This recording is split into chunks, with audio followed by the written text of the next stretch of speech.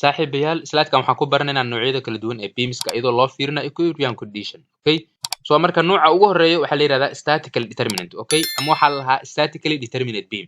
Beamka noocan oo kale muxuu ku leeyahay equilibrium conditionka equilibrium equations aan waa la dhihi karaa waa equations saddex ah keligood ayaa la isticmaali karaa oo ku dhahay si loo xaliyo reactionska. Tusaalaha ugu fiican oo asaaba ku siiyo waa simply supported ama cantilever.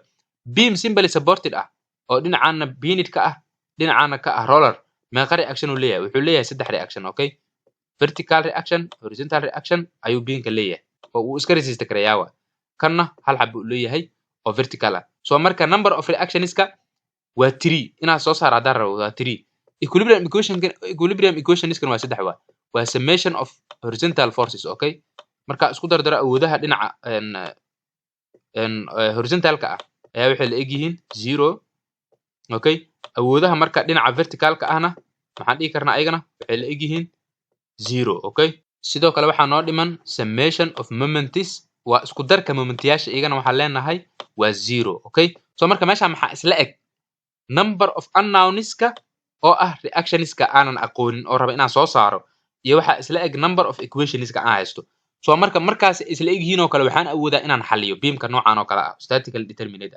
waxaa la mid marka cantileverkana waa la mid. Cantileverka waxaan naqaan dhinaca inuu fixed ka yahay dhinaca kalena uu free ka yahay. So marka asagana meeqa reaction uu leeyahay ama unknowns saddex waa momentigi iyo vertical forceski iyo horizontal forceski intaasba ma ogola. So marka number of unknown reactionskana waa saddex, number of equations ama equilibrium equationskana waa saddex. So marka kan oo kale waa la xali karaa.